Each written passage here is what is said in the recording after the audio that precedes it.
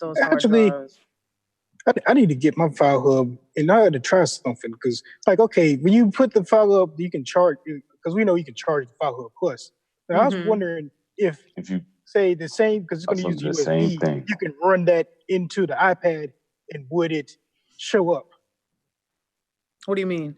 Like if you plug like a hard drive in there, and then like you plug in from the hard drive, from the iPad into the file hub, like the USB on there, the part that normally used as a charger, like you can use that basically like to just connect hard drives to it, like so it could power the hard drive and like that. Yo, if they did that, I was thinking that same shit earlier this week, yo, like that's crazy.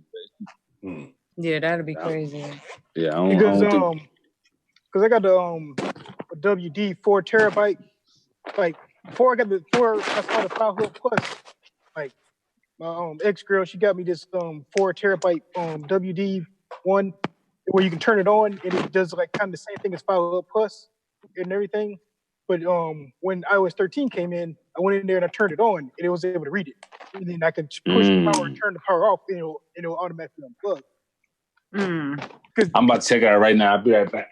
You have to post, I was gonna say you have to post that up too, Jay. Wait, hold on, let me try it. But yeah, like if that works, that could be a whole. Then you don't have to get a whole bunch of other crazy stuff that I was like. That one trick I said, you're like, you don't even need that no more because then you can just get that file hub plus. It's also a card reader as well, so it's like even if you didn't want to put your external hard, it's kind of like all in one. Because I seen a video where they was testing up external hard drives and they had one where it had a powered hub, and then they put in a card reader in there, and it was able to read it through the hub. So I was thinking, since that's theoretically a hub, maybe that could work. Because you got to find out live on the What's in Yo podcast. Oh damn.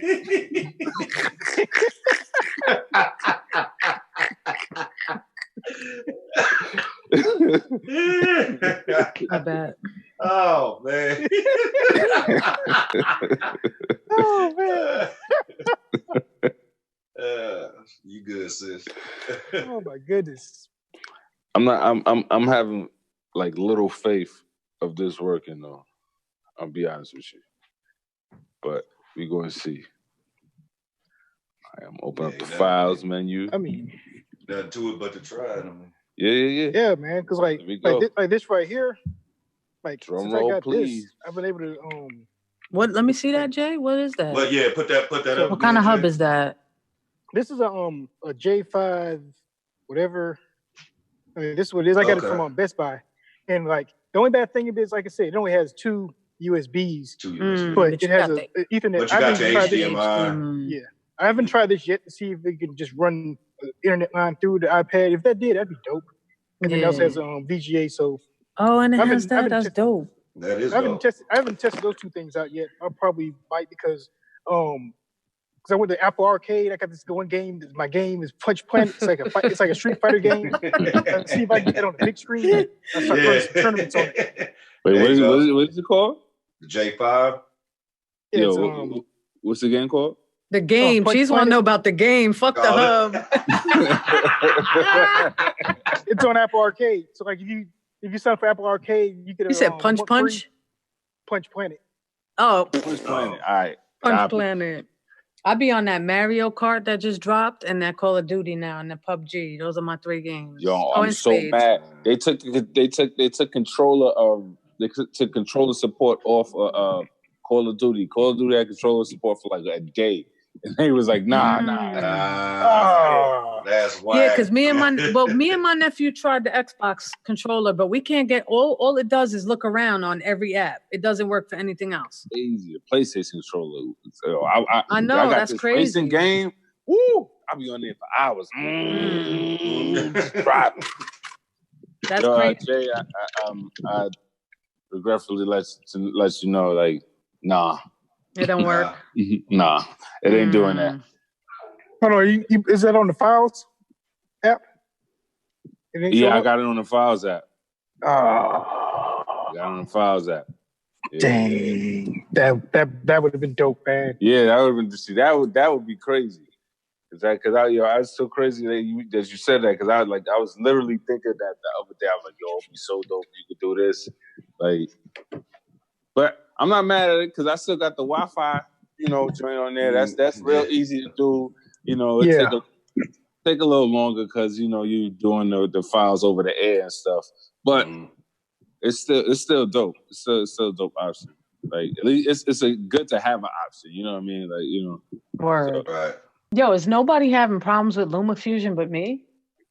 Yeah, I haven't even been open. What's going I on? haven't opened Lumafusion. I haven't been using it. I've been using it a whole lot more, trying to like with the videos I've been doing now. I've been trying to mess with the cropping and stuff like that.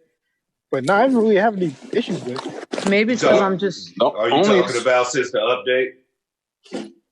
Nah, even before. I'm not even gonna front. Because I still haven't updated my to 13 yet. But what problems are you running into in Lumafusion? Because I use it all the time now. I use it all the time now. Maybe it's because I'm just dealing with huge fucking projects. But one problem is a lot of my shit, it'll be lined up perfectly with voice and video.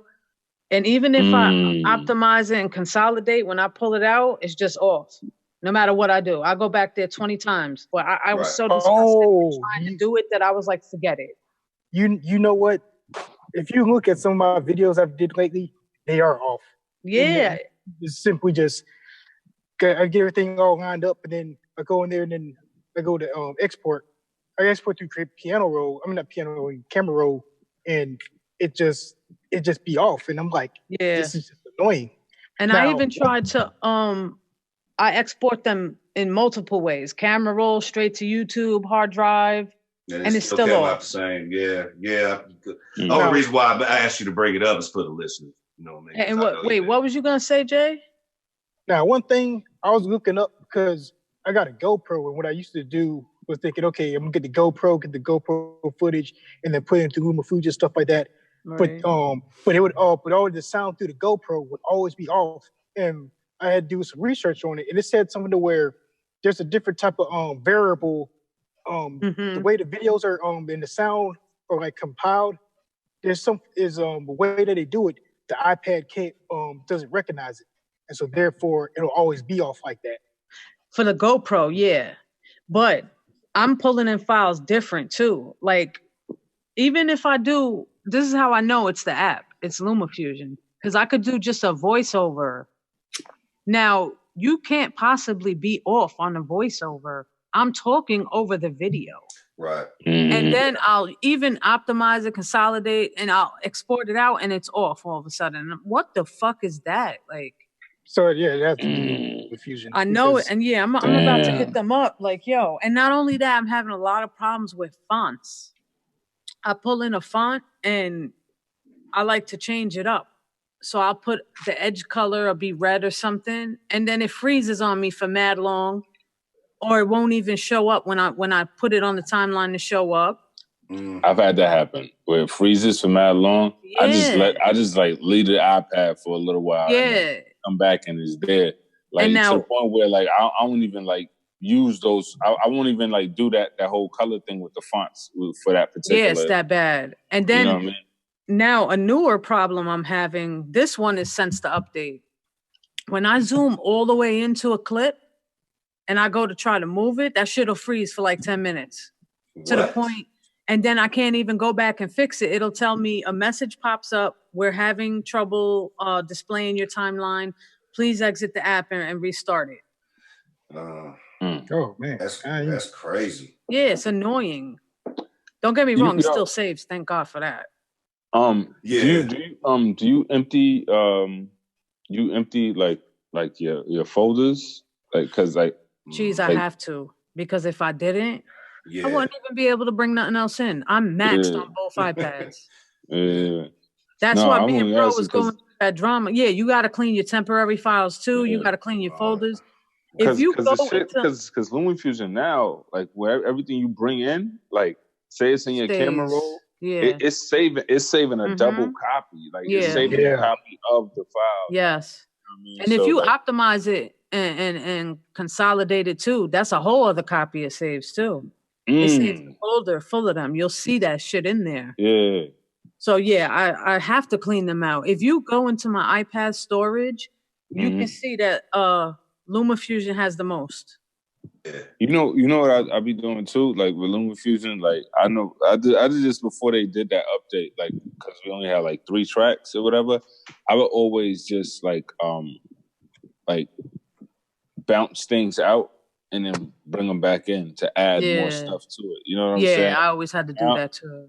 Now there's 6 tracks. You don't have to do that, but like I still kind of do that just to like limit the what the process I have to do. You know what I mean? Because the process is doing all that and bouncing out the audio, your audio will be off regardless. You know, and you might be able to go like if your audio is off, like take that file that you got, put it back in, and then just take the audio and just slide it.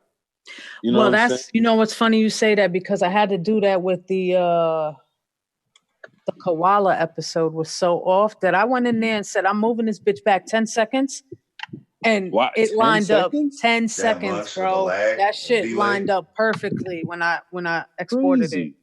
So going forward, 10 seconds, that is nuts. That's a lot. That's I'm thinking you're talking about like a few like milliseconds. Yeah, I was thinking, that's what I was thinking. Well, a couple of them were a few seconds off, but milliseconds. But that koala, I believe it was so bad that I had to go in there and because I did it a few seconds at a time. When I tell you I spent 3 days trying to get this shit right because the time to upload such a big file, sometimes these like this we had one podcast that was in like over the hour mark and that shit took about 3 hours to upload. Now think about it. That's 3 hours to optimize it. That's 3 hours to share it into the upload YouTube. So that's 6 hours of iPad time. That's crazy. Yeah, that shit took up a lot of fucking time. And now to go back and have to play with that and do it again, that was like 3 days of me trying to get that video on. Yeah. So I'm just gonna have better than mine. Shoot. You know me though. I'm like a perfectionist, so I'm trying to get the shit right. I don't want the shit to be like right. Because most people, because they'll go on the internet, they'll see people memeing like one dude I had to unfollow because dude was like, oh, name of producers that use GarageBand and had like the laughing emojis and stuff like that. And I'm thinking like I understand folks trying to use memes to try to get their numbers up and stuff like that, but it's like that was just ignorance because it's like you're up there trying to get your meme up and try to clown on people on GarageBand when you start to realize that once upon a time in 2016 in the album Damn by Kendrick Lamar, one dude made 2 beats that went on there. Guess what? He sure did. And that album went triple platinum. But here you are trying to be ignorant trying to get your meme numbers up on something that people who's made money off of just because you didn't crack the code or you didn't try to take the time to utilize GarageBand. That's right. And it's not the gear, it's the person. Let's be honest. Like it's not, you know what I mean? That's what people sleep. They fail to realize like shit, you could give me one of my niece's toy pianos and I'm gonna get busy. You know what I mean? It don't matter. Yeah, GarageBand's been doing it for a while though. I mean, even the app on the iPhone. Who's that guy that does all the music for the Gorillas? You know about that dude? What's his name? So like I don't know his name right off the top, right? But I read this article and he made a whole album of songs off I think an iPhone in between a Gorillas tour. And this was back before Damn came out, man. It was probably like earlier in the 2000s, like right around the first, second iteration of GarageBand on the phone, made a whole album. It was like a lot of 8-bit, like chiptunes type stuff. But it was, he's a good writer, so it was like really good music. And I think he might have did like a free download or something, but yeah, it's definitely been around for a while. Yeah.